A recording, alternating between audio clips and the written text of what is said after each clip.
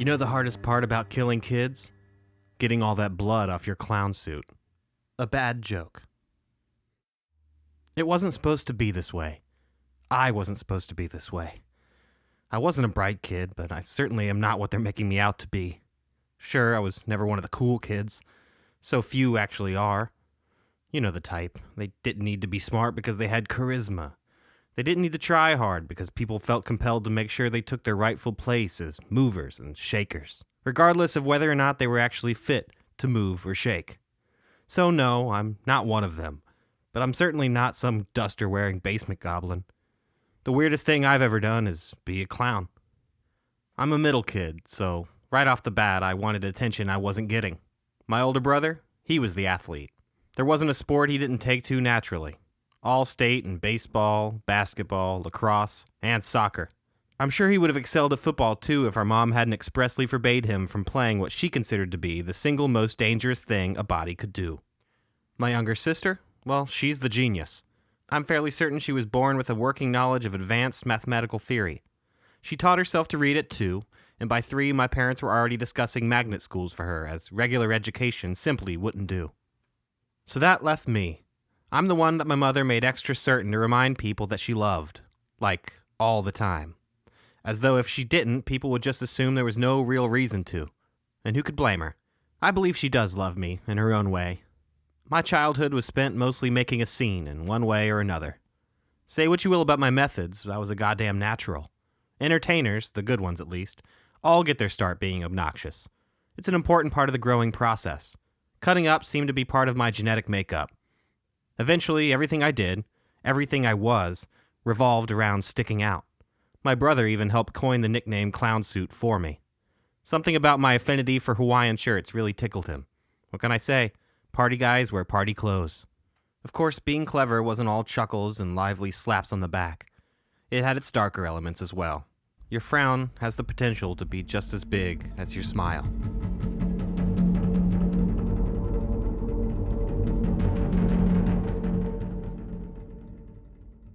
Come on, faggot, tell me what dick tastes like, the shape above me yelled. Well, I think your mom would really be the authority on that, I almost finished the sentence before Chet, or is it Chad, and his class ring made it very clear to my jaw that his demand for info was largely rhetorical. It only hurts for maybe 30 seconds or so before it goes numb. By that point, he and the rest of the varsity baseball team had already commenced the smearing of the resident queer. My brother hangs back, just far enough to not feel involved, for Mom's sake, but still close enough to offer moral support and solidarity. You should learn to read the room, man, he'll tell me later, or learn how to defend yourself with a mouth like that. The beating ends as quickly as it started. At this point, they have to be getting bored. It's not like I ever put up a fight. It can't possibly be fun for them anymore. They're never going to stop, you know, not until you make them, my brother says casually, helping me to my feet. I mean, you're the captain of the team. You could tell them it's getting old. I tell him. The numbness has given way to excruciating pain. Is this what your broken jaw feels like? Probably not. I can still talk. Nah, bro. That's not how teams work.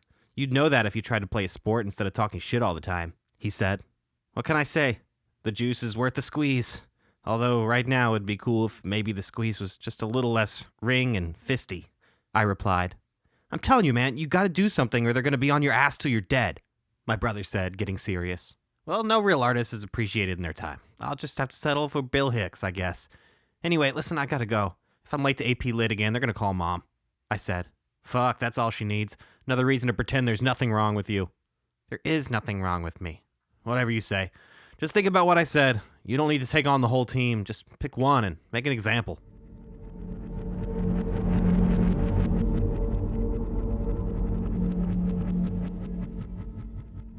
Honestly, what even is the point of school suspension?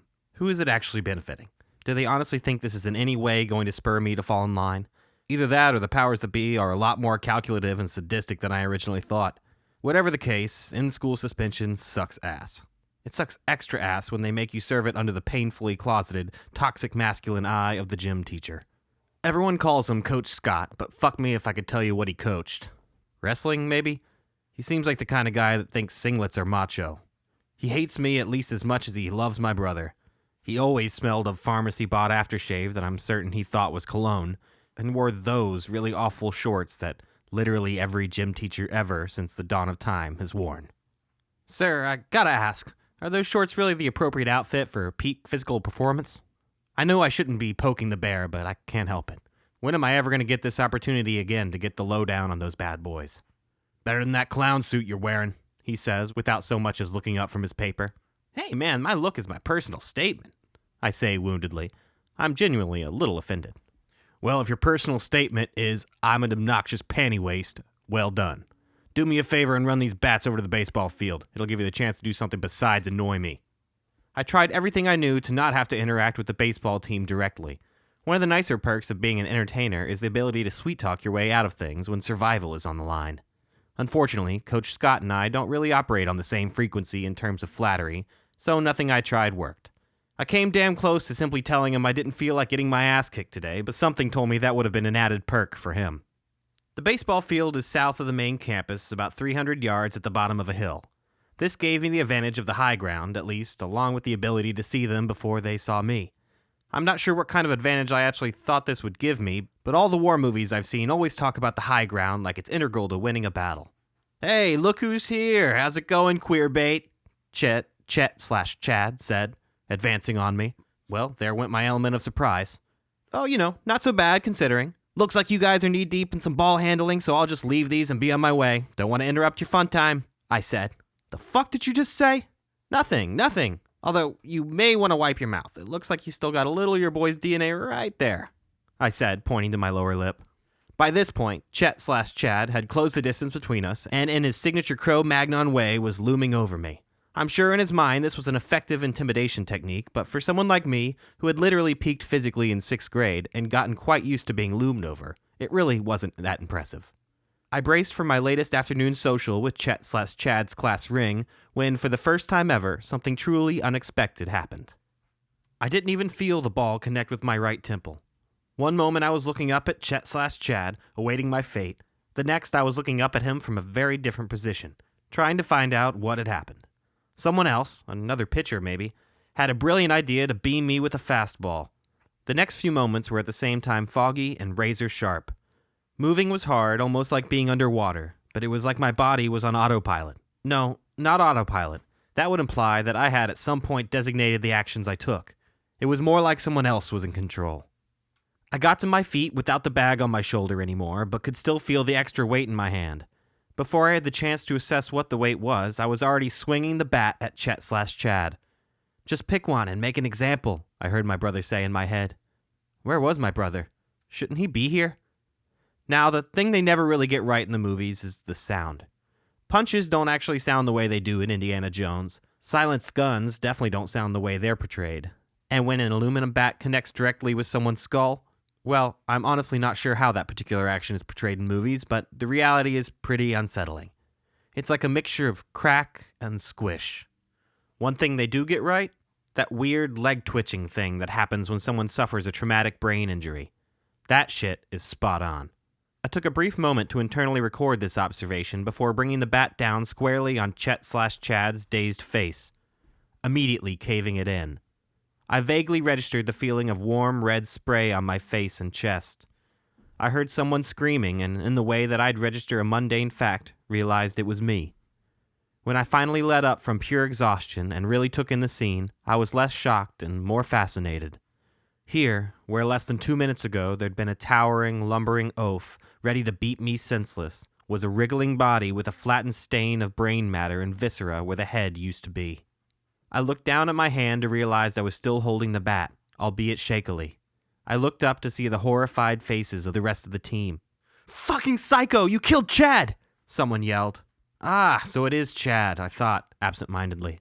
The team made like they were going to rush me, then paused, realizing for the first time that I had just savagely beaten their leader to death without any hesitation, and immediately bolted, en masse. Looks like my brother was right. I really just needed to pick one and make an example. Going back to the gym covered in blood wasn't my best option at the moment. I dropped the bat and headed across the field in the opposite direction of the school, towards home. I needed to get this blood off me. Apparently violent crime warrants a sense of urgency on the part of law enforcement, because I heard the first sirens 5 minutes after walking through my door, in my underwear, still scrubbing my clothes frantically. I thought I had an hour at least. Son, we just want to talk. Can you come out? We don't have to do this the hard way. Just come out, hands behind your head.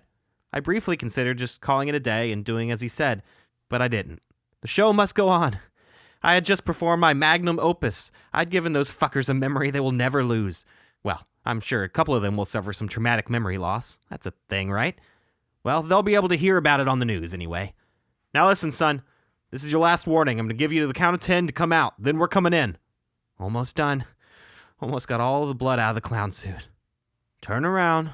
Nice and slow. And show me your hands. The officer says as calmly as possible. Geez, I'd love to, but I'm kind of occupied at the moment. I respond, still scrubbing as hard as I can. Son, it's over. Your best option now is to come peacefully. No one else needs to die today. Wow, that is like straight out of an SVU episode. You know that? Is there like an actual manual they give you guys with quippy phrases taken from cop dramas? Listen, I'm not going to ask you again. Turn around and show me your hands. I turn around slowly, cleaning brush still in hand. I know he'll mistake it for a weapon of some sort. He's already nervous, and it looks like he can't be more than a year or two on the job. I'm smiling my best Tom Cruise and risky business smile, but that doesn't stop him from firing. The bullet hits me in the chest. I know immediately that it's a mortal wound. There's just a feeling you get, you know? Like, oop, he hit something major. The thought of this makes me laugh. Blood comes gurgling up when I do. Hey, before I go, want to hear a joke? What's the hardest part about killing kids? I ask through the blood. What? He responds. I said, what's the hardest part about killing kids? Getting all the blood off your clown suit.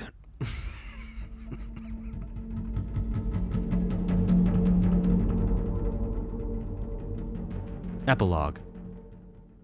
There's something really empowering about knowing it's your last performance. Something almost godlike. No one could add anything to your narrative after this, unless, of course, they purchased the rights to your story.